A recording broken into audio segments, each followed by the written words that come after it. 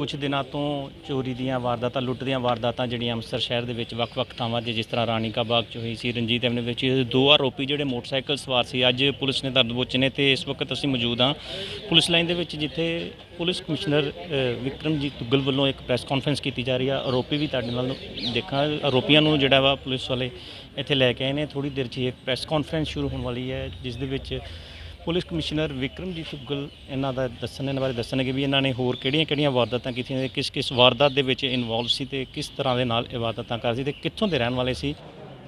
ਅੰਮ੍ਰਿਤਸਰ ਸ਼ਹਿਰ 'ਚ ਪਿਛਲੇ ਕੁਝ ਦਿਨਾਂ 'ਚ ਲੁੱਟਾਂ ਖੋਹਾਂ ਦੀਆਂ ਵਾਰਦਾਤਾਂ ਕਰਨ ਵਾਲੇ ਗਿਰੋਹ ਨੂੰ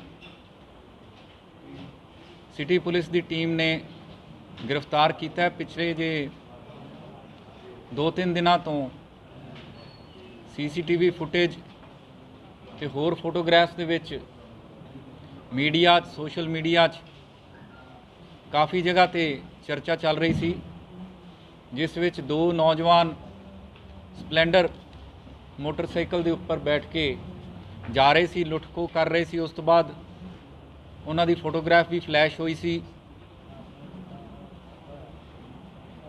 ਕੱਲ ਵੀ ਜਿਹੜੀ ਪ੍ਰੈਸ ਕਾਨਫਰੰਸ ਹੋਈ ਸੀ, ਉਸ ਵਿੱਚ ਵੀ ਇਹ ਸਵਾਲ ਕੀਤਾ ਗਿਆ ਸੀ ਕਿ ਇਹਨਾਂ ਨੂੰ ਕਦੋਂ ਤੱਕ ਗ੍ਰਿਫਤਾਰ ਕੀਤਾ ਜਾਊਗਾ। ਮੈਂ ਕਿਹਾ ਸੀ ਕਿ ਟਾਈਮਲਾਈਨ ਨਹੀਂ ਦੇ ਸਕਦੇ, ਪਰ ਜਲਦੀ ਉਹਨਾਂ ਨੂੰ ਗ੍ਰਿਫਤਾਰ ਕਰਕੇ ਦੱਸਾਂਗੇ।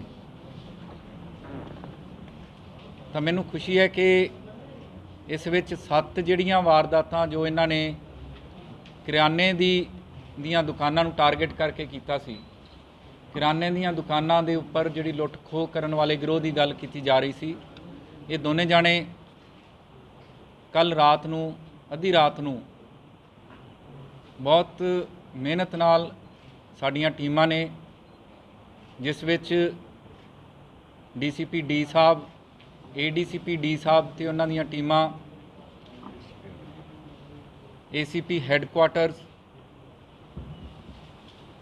ADCP ਜ਼ੋਨ 3, SHO ਮੋਹਕਮਪੁਰਾ ਤੇ SHO ਸਦਰ, ਇਹ ਸਾਰੇ ਰਲ ਮਿਲ ਕੇ ADCP 2 ਸਾਹਿਬ, ਇਹਨਾਂ ਵੱਲੋਂ ਜਿਹੜੀ ਕਾਰਵਾਈ ਕੀਤੀ ਗਈ ਉਹ ਮੈਂ ਇਸ ਤੋਂ ਬਾਅਦ ਬਿਆਨ ਕਰਦਾ।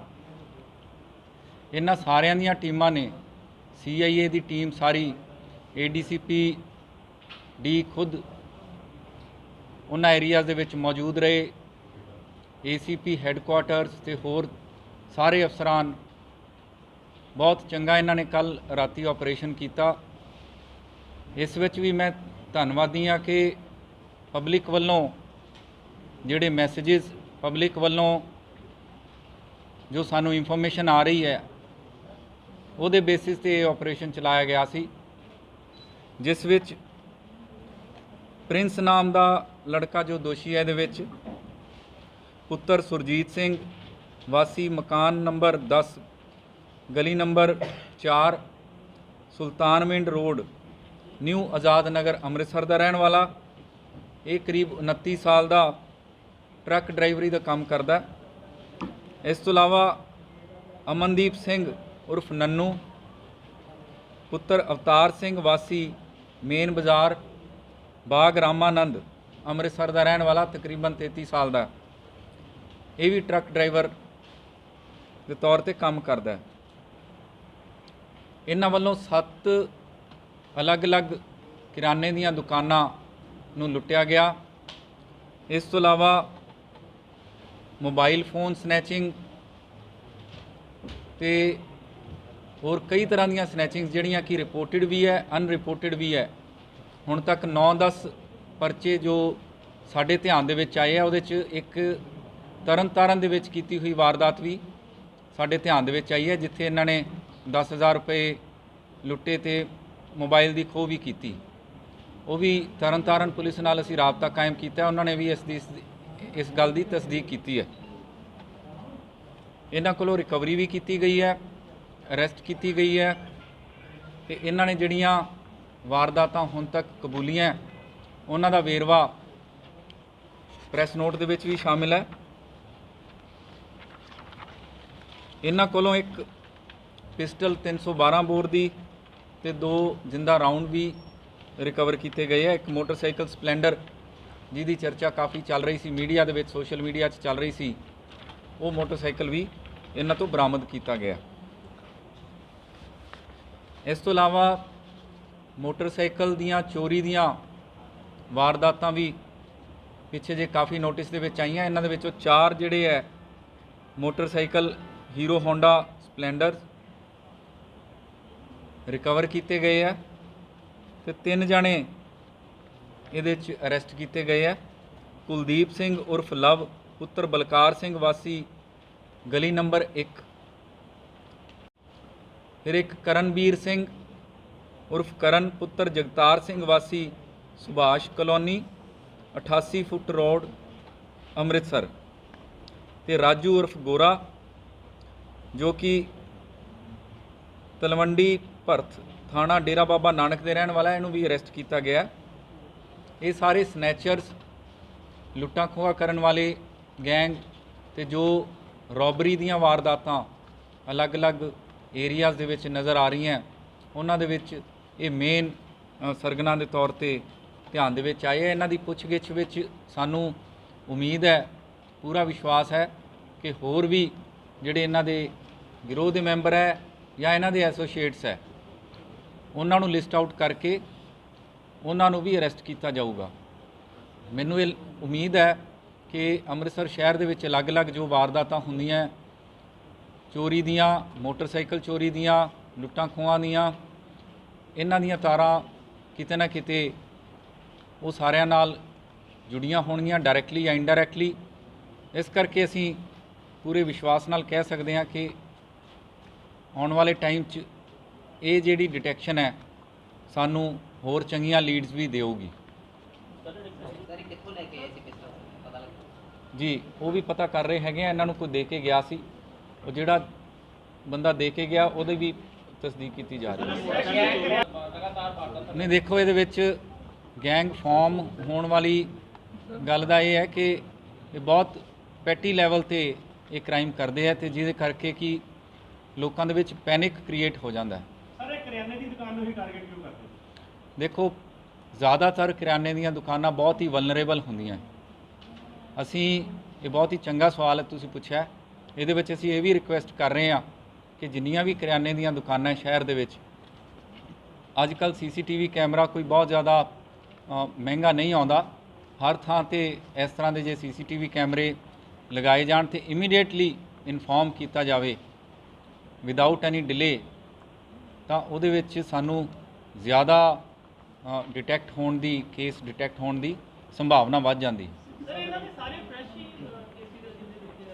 ਹਾਂਜੀ, ਮੋਸਟਲੀ ਪਿਛਲੇ ਕੁਝ ਦਿਨਾਂ ਦੇ ਵਿੱਚ ਕੇਸਿਸ ਨਜ਼ਰ ਦੇ ਵਿੱਚ ਆਏ ਆ।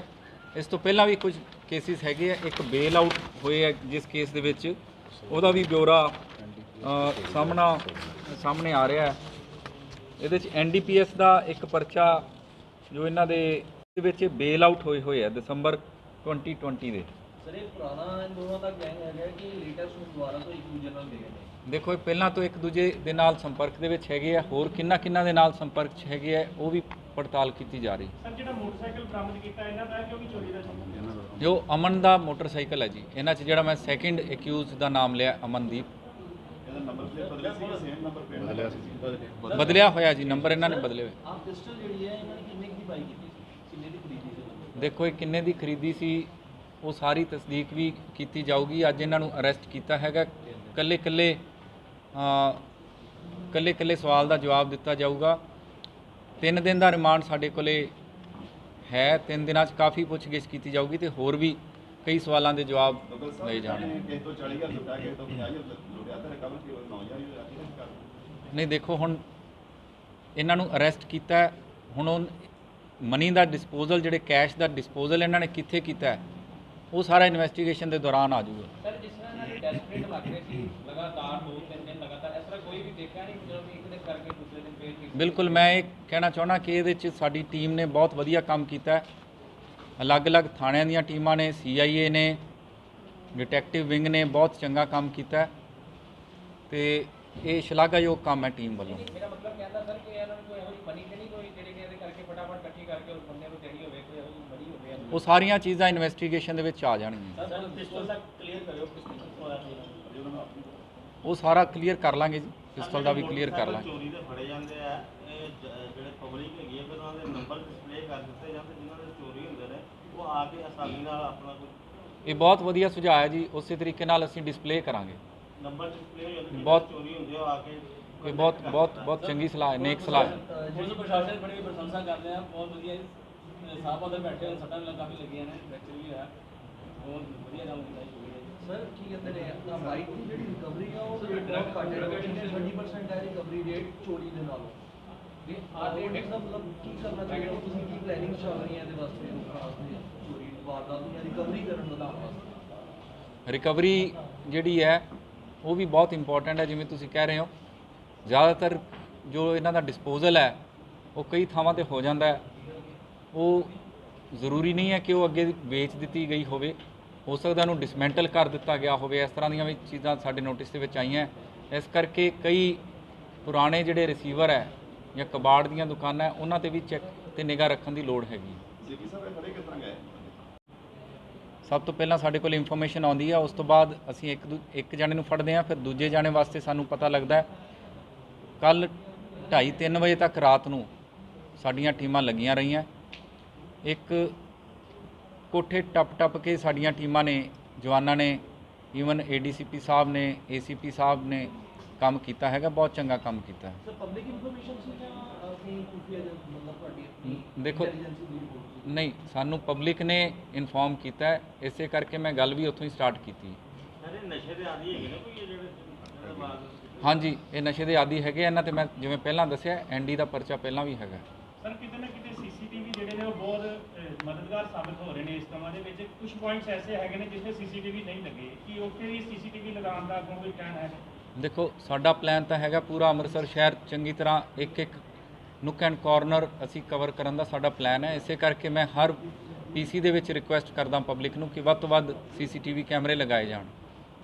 ਸਰ ਲੱਗਦਾ ਹੁਣ ਰਾਤ ਮਿਲੇਗੀ ਜਿੰਨੀ ਤੇਜ਼ੀ ਨਾਲ ਕ੍ਰਾਈਮ ਹੋ ਰਿਹਾ ਸੀ? ਬਿਲਕੁਲ ਲੱਗਦਾ ਹੈ। ਸਰ ਫੈਸਟੀਵਲ ਸੀਜ਼ਨ ਆਉਣ ਵਾਲਾ ਹੈ, ਕਿਸ ਤਰ੍ਹਾਂ ਦੀ ਪ੍ਰੀਕਾਸ਼ਨਸ ਲਿੱਤੀਆਂ ਜਾ ਰਹੀਆਂ ਨੇ? ਲਗਾਤਾਰ ਹੀ ਬਹੁਤ ਸਾਰੇ ਕ੍ਰਾਈਮ ਤੁਸੀਂ ਵਰਤੇ ਹੋਏ ਨਜ਼ਰ ਆ ਰਹੇ ਨੇ, ਟਿਫਨ ਬੰਬ ਮਿਲਦੇ ਹੋਏ ਨਜ਼ਰ ਆ ਰਹੇ ਨੇ, ਕਿਸ ਤਰ੍ਹਾਂ ਦੇ ਪ੍ਰੀਕਾਸ਼ਨਸ ਲਿੱਤੇ ਜਾ ਰਹੇ ਨੇ? ਵਿਜ਼ੀਬਿਲਿਟੀ ਵੱਧ ਤੋਂ ਵੱਧ ਵਧਾਈ ਜਾ ਰਹੀ ਹੈ। ਵੱਧ ਤੋਂ ਵੱਧ ਜਿਹੜੇ ਮੁਲਾਜ਼ਮ ਹੈ ਉਹ ਸੜਕਾਂ ਤੇ ਉਤਾਰੇ ਜਾ ਰਹੇ ਹੈ। ਪੁਲਿਸ ਸ਼ਾਮ ਦੇ ਟਾਈਮ ਤੇ ਵਿਜ਼ੀਬਲ ਹੋਵੇ, ਉਹ ਸਾਡਾ ਮੇਨ ਮੋਟੋ ਹੈ। ਉਸ ਤੋਂ ਇਲਾਵਾ ਅਲਰਟਨੈਸ ਬਹੁਤ ਜ਼ਰੂਰੀ ਹੈ। ਪਬਲਿਕ ਨੂੰ ਅਸੀਂ ਅਲਰਟ ਕਰ ਰਹੇ ਹਾਂ ਤੇ ਜਿਹੜੀ ਚੈਕਿੰਗ ਤੇ ਫ੍ਰਿਸਕਿੰਗ ਹੈ ਉਹ ਬਹੁਤ ਮੁਸਤੈਦੀ ਨਾਲ ਕਰਨੀ ਪੈਣੀ ਹੈ। ਸਰ ਸਭ ਨਾਲੋਂ ਵੱਡਾ ਜੀ ਬਿਲਕੁਲ ਕੀਤਾ ਜਾ ਸਕਦਾ ਹੈ, ਉਹ ਵੀ ਸੈਕਟਰ ਵਾਈਜ਼ ਕੀਤਾ ਜਾ ਸਕਦਾ ਹੈ, ਬੜੇ ਪਲਾਨਡ ਤਰੀਕੇ ਨਾਲ ਕੀਤਾ ਜਾ ਸਕਦਾ ਹੈ। ਇਸ ਤੋਂ ਇਲਾਵਾ ਜਦੋਂ ਵੀ ਇਸ ਤਰ੍ਹਾਂ ਦਾ ਕੋਈ ਮੇਲਾ ਲੱਗਦਾ ਤਾਂ ਅਸੀਂ ਇਨਸ਼ੋਰ ਕਰਦੇ ਹਾਂ, ਪ੍ਰਸ਼ਾਸਨ ਨੂੰ ਵੀ ਅਸੀਂ ਰਿਕੁਐਸਟ ਕਰਦੇ ਹਾਂ ਕਿ ਵੱਧ ਤੋਂ ਵੱਧ CCTV ਕਵਰੇਜ ਉਸ ਏਰੀਏ ਦੀ ਹੋ ਸਕੇ ਤੇ ਲਾਊਡ ਸਪੀਕਰਸ ਰਾਹੀਂ ਵੀ ਅਲਰਟ ਚੌਕੰਨੇ ਕੀਤਾ ਜਾ ਸਕੇ। ਸਰ ਜਿਸ ਤਰ੍ਹਾਂ ਆਟਾ ਸ਼ਹਿਰ ਦੇ ਵਿੱਚ ਲਗਾ ਲਓ, ਸਰ ਕੱਲ੍ਹ ਵੀ ਸਾਰਾ ਜਿਹੜਾ ਪੰਜਾਬ ਹੈਡਕੁਆਰਟਰ ਜੀ ਜਿੱਥੇ ਜਿੱਥੇ ਕੋਈ ਲੈਪਸ ਪਾਇਆ ਜਾਂਦਾ ਹੈ ਉੱਥੇ ਅਸੀਂ ਕੰਸਰਨਡ ਆਫੀਸਰ ਦੇ ਉੱਪਰ ਐਕਸ਼ਨ ਵੀ ਲੈਂਦੇ ਹਾਂ। ਅੱਜ ਵੀ ਮੈਂ ਇੱਕ ਰਿਪੋਰਟ ਮੰਗੀ ਹੈ ਜਿਸ ਵਿੱਚ ਕਿ ਜਿੱਥੇ ਲੈਪਸਿਸ ਸੀਗੇ ਉਹਦੀ ਰਿਪੋਰਟ ਵੀ ਮੈਂ ਲਈ ਹੈ। ਜਿਨ੍ਹਾਂ ਦੀ ਜ਼ਿੰਮੇਵਾਰੀ ਬਣਦੀ ਹੈ ਉਹਨਾਂ ਦੇ ਉੱਤੇ ਕਾਰਵਾਈ ਵੀ ਕੀਤੀ ਜਾਊਗੀ।